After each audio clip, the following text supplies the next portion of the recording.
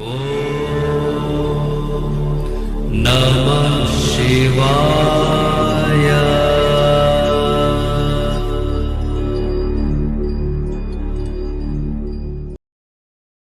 ओम नमः शिवाय।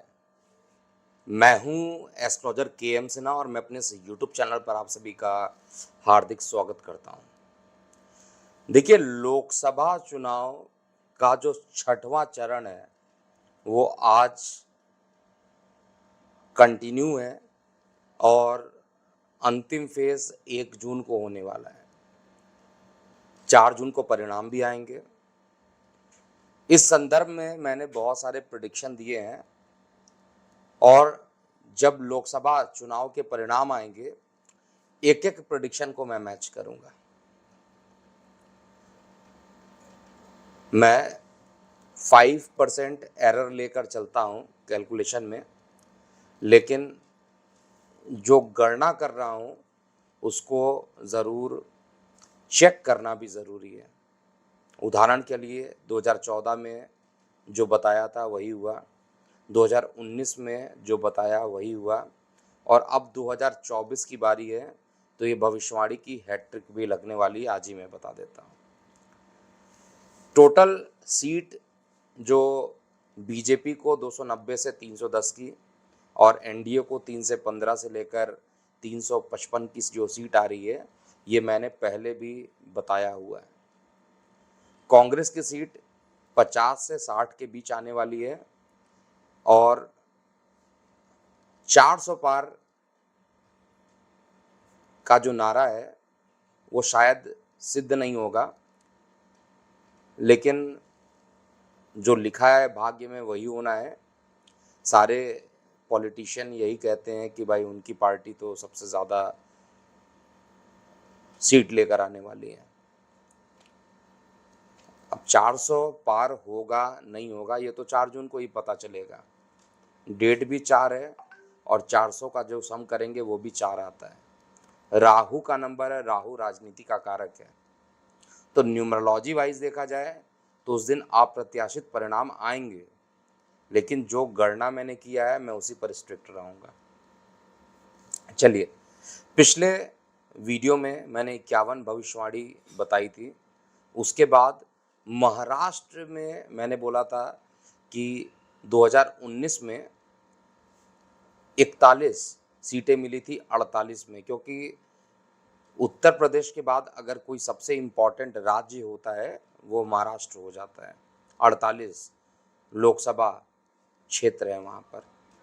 अब हम बात करते हैं आज की श्रृंखला में बिहार के लिए, क्योंकि पिछले बार 40 में 39 सीट लगभग क्लीन स्वीप किया था एनडीए ने। एनडीए का मतलब वहाँ पर जो नीतीश कुमार की पार्टी है जेडीयू और साथ में बीजेपी का जो गठबंधन था उन लोग ने मिलकर चुनाव लड़ा और 39 सीटें उनको मिली थी। तो अब हम ये बात करने वाले हैं कि बिहार में 31 सीट का मेरा प्रेडिक्शन है, 31 सीट के आसपास आनी चाहिए। अब वो कितनी सीटें आएंगी, लेकिन जो प्रेडिक्शन है उसको मैं यहाँ पर बता रहा हूँ और आपको डिस्क्लेमर दे देता हूँ पहले भी कि ये गणना जो है न्यूमरोलॉजी के अनुसार, प्रश्न कुंडली के अनुसार और अन्य जो पार्टियां हैं उनकी कुंडलियों को देखने के बाद किया गया है। आपको पता होगा कि इस बार जो रामविलास पासवान जी थे, यानी चिराग पासवान जो अभी नेतृत्व कर रहे हैं उनकी पार्टी, उसके बाद ये मांझी जी की पार्टी, नीतीश जी की पार्टी और बीजेपी, ये सभी लोग मिलकर वहाँ पर आरजेडी और कांग्रेस और अन्य दलों के खिलाफ चुनाव लड़ रहे हैं। तो सबसे पहले बात करेंगे वाल्मीकि नगर का प्रेडिक्शन नंबर 1 आपकी सुविधा के लिए डिस्प्ले में नीचे लिख के भी दिया जा रहा है। वाल्मीकि नगर में देखा जाए तो पिछले बार का जो चुनाव हुआ था वहाँ पर बैद्यनाथ प्रसाद जी चुनाव लड़े थे और वो जेडीयू के उम्मीदवार थे। इस बार वाल्मीकि सीट से प्रत्याशी को चेंज कर दिया गया है। जेडीयू ने सुनील कुमार कुशवाहा को वहाँ पर जगह दिया है और निश्चित रूप से कहा जाए तो ये सीट एनडीए वर्ड में यूज़ करूँगा। अब आप ये चेक कर लीजिएगा कि कौन वहाँ पर लड़ रहा है। मैं एनडीए की बात करने वाला हूँ। तो जेडीयू के उम्मीदवार जो हैं, मतलब एनडीए को वहाँ पर सीट मिलती दिख रही है वाल्मीकि नगर में। पश्चिमी चंपारण की बात किया जाए तो पिछले बार संजय जायसवाल जी वहाँ से चुनाव लड़े थे और काफ़ी अच्छे अंतरों से, लगभग 3 लाख वोटों से उन्होंने चुनाव वहाँ पर जीता था।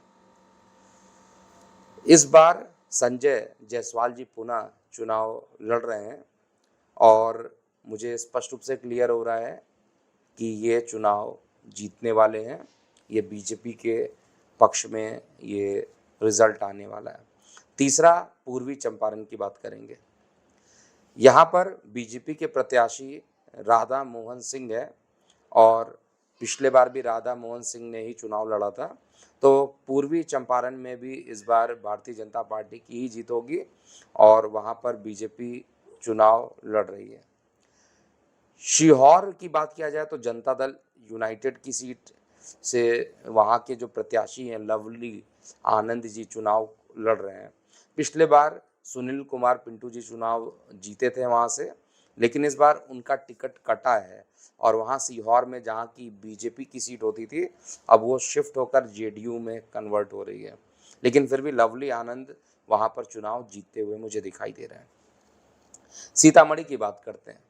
सीतामढ़ी जो है वो सुनील कुमार पिंटू की सीट है जो पिछले बार लड़े थे सीतामढ़ी से, और इस बार की अगर हम बात करते हैं तो सीतामढ़ी में देवेश चंद्र ठाकुर जी चुनाव लड़ रहे हैं और देवेश चंद्र ठाकुर जी इस बार चुनाव सीतामढ़ी से जीतेंगे।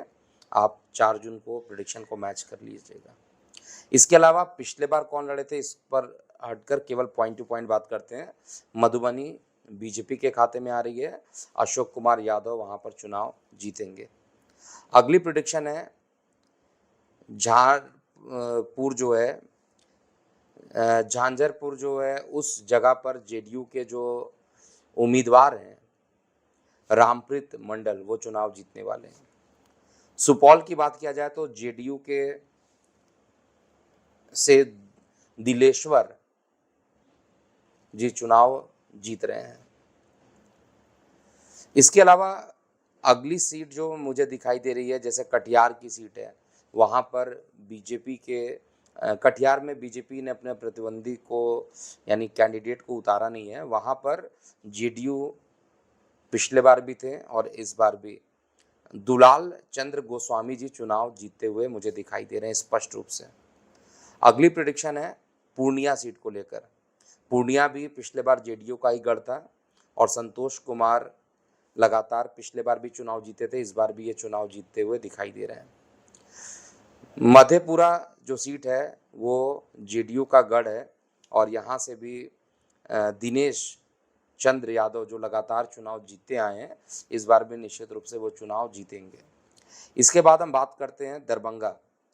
देखिए, दरभंगा में गोपाल जी ठाकुर जो बीजेपी के कैंडिडेट हैं वो चुनाव निश्चित रूप से जीतेंगे। मुजफ्फरपुर में बीजेपी के जो प्रत्याशी हैं राजभूषण निषाद जी वो चुनाव जीतने वाले हैं। अगली प्रेडिक्शन है वैशाली की बात किया जाए तो वैशाली में लोक जननायक पार्टी की बात किया जाए तो वहाँ पर ये सीट पहले भी एलजेपी की थी, लेकिन एलजेपी में जो स्प्लिट हुआ है तो एलजेपी आरवी करके जो पार्टी है वो यहाँ पर चुनाव जीतने वाली है और यहाँ से वीणा देवी चुनाव निश्चित रूप से जीतेंगी। वीणा देवी पहले भी चुनाव लड़ी थी और पिछले बार भी 2.5 लाख वोटों के आसपास से वो चुनाव जीती थी। गोपालगंज की बात करते हैं, ये जेडीयू का सीट ऑलरेडी है और यहाँ पर जेडीयू ने पिछले बार 3 लाख के आसपास की सीटों से इनको जीत मिली थी। इस बार भी मैं देख पा रहा हूँ कि जो गोपालगंज की सीट है वो जेडीयू के आलोक कुमार सुमन जी चुनाव जीतने वाले हैं और आलोक कुमार सुमन जी पहले भी चुनाव वहाँ पर जीते थे। इसके बाद हम बात करेंगे महाराजगंज की, जो कि उत्तर प्रदेश में भी है, लेकिन हम यहाँ बिहार वाली बात करेंगे। महाराजगंज बिहार के लिए पिछले बार जनार्दन सिंह जी वहाँ पर भारतीय जनता पार्टी के कैंडिडेट थे और 2,30,000 के मतों से उन्होंने चुनाव को जीता था, एक लंबा मार्जिन उन्होंने बनाया था। तो मुझे ये दिखाई दे रहा है कि इस बार भी जनार्दन सिंह क्योंकि चुनाव लड़ रहे हैं और उन्हीं की जीत होगी, यानी ये सीट भाजपा को मिलते हुए दिखाई दे रही है। इसके बाद हाजीपुर की बात करेंगे। हाजीपुर से चिराग पासवान जी खुद चुनाव लड़ रहे हैं और निश्चित रूप से इनकी जीत होने वाली है। पिछले बार हाजीपुर में पशुपति कुमार पारस जी चुनाव लड़ रहे थे, तो इस बार हाजीपुर की सीट क्योंकि चेंज हुई है, जो जहां से सीट लड़े थे 2019 में चिराग पासवान, वहां से चेंज करके हाजीपुर आए हैं और यहाँ पर भी इनको बहुत अच्छी जीत मिलते हुए मुझे दिखाई दे रही है। फिर उजारपुर करके जो जगह है, वहां पर बीजेपी के जो प्रत्याशी हैं नित्यानंद राय, वो चुनाव जीतते हुए मुझे दिख रहे हैं। अगली प्रेडिक्शन है समस्तीपुर के लिए। समस्तीपुर में एलजेपी के उम्मीदवार चुनाव लड़ रहे हैं, शांभवी चौधरी, और ये चुनाव जीतेंगे। अगली प्रेडिक्शन है बेगूसराय को लेकर। पहले भी गिरिराज सिंह जी वहां से चुनाव लड़ते आए हुए हैं, इस बार भी गिरिराज सिंह जी ही वहां से चुनाव लड़ेंगे। डिस्क्लेमर आपको दे दूं, पिछले बार भी वहां पर कन्हैया कुमार वर्सेस गिरिराज सिंह जी का मुकाबला था और बहुत सारे थ्रेटनिंग कॉल आए थे मेरे पास और उसमें ये बोला गया था कि अगर ये चुनाव कन्हैया कुमार जीतते हैं तो फिर आपको मतलब धमकी दिया गया था काफ़ी। उस वर्ड को मैं यहाँ पर नहीं बोल रहा हूँ, लेकिन धमकी ज़रूर दिया गया था। तो मैं इस बार भी यही बोल रहा हूँ, गिरिराज सिंह जी चुनाव वहाँ पे जीत रहे हैं और कन्हैया कुमार तो अब दिल्ली में मनोज तिवारी के विरुद्ध लड़ रहे हैं, तो वो चुनाव भी वो हारेंगे, मनोज कुमार तिवारी वहाँ जीतेंगे। खगड़िया की बात करें तो खगड़िया में लोक जननायक पार्टी जो है एलजेपी चिराग पासवान वाली, वो पार्टी के उम्मीदवार राजेश वर्मा जी चुनाव जीतेंगे। फिर भागलपुर की बात किया जाए तो भागलपुर में जेडीयू के जो उम्मीदवार हैं अजय कुमार मंडल, ये स्पष्ट रूप से चुनाव जीतते हुए दिखाई दे रहे हैं। बंका जो सीट है बिहार के, उसमें जेडीयू के जो प्रत्याशी हैं गिरधारी यादव, वो चुनाव जीतेंगे। मुंगेर की सीट की बात करें तो मुंगेर सीट में जनता दल यूनाइटेड से राजीव रंजन सिंह जो कि चुनाव लड़ रहे हैं, वो भी चुनाव जीतते हुए मुझे दिखाई दे रहे हैं। केवल मैं पॉइंट टू पॉइंट बता रहा हूँ, कैलकुलेशन कैसे हुआ ये सारी चीज़ें मैं यहाँ पर नहीं बता रहा हूँ क्योंकि समय का थोड़ा अभाव है। इसके अलावा नालंदा सीट जनता दल यूनाइटेड पुनः एक बार जीतने वाली है और यहाँ पर कौशलेंद्र कुमार जो है वो चुनाव जीतेंगे। अगली सीट है पटना साहिब की और ये सीट बड़ी इम्पॉर्टेंट है, रविशंकर प्रसाद जी की सीट है और ये निश्चित रूप से चुनाव जीतने वाले, इसमें कोई डाउट ही नहीं है। पाटलिपुत्र जहाँ पर मीसा भारती चुनाव लड़ रही हैं, वहाँ पर वो हारेंगी, मैं 51 भविष्यवाणी में भी बताया हूँ। और यहाँ पाटलिपुत्र से बीजेपी के राम कृपाल यादव जी हैं, निश्चित रूप से चुनाव जीत रहे हैं। आराह की सीट अगर बात करते हैं तो भारतीय जनता पार्टी के आर.के. सिंह वहाँ पर चुनाव जीत रहे हैं। इसके अलावा गया की बात किया जाए तो गया में जीतन मांझी खुद चुनाव लड़ रहे हैं और गया की अगर हम लोग बात करते हैं तो विजय कुमार मांझी जी पिछले बार चुनाव लड़े थे, इस बार जीतन राम मांझी जी चुनाव लड़ रहे हैं क्योंकि अब ये एनडीए में पूरे तरीके से हैं, तो इसलिए यहाँ पर मुझे स्पष्ट रूप से दिखाई दे रहा है कि ये चुनाव जीतेंगे। नवादा की बात किया जाए तो नवादा की जो सीट है बीजेपी के विवेक ठाकुर जी वहाँ पर चुनाव जीतेंगे।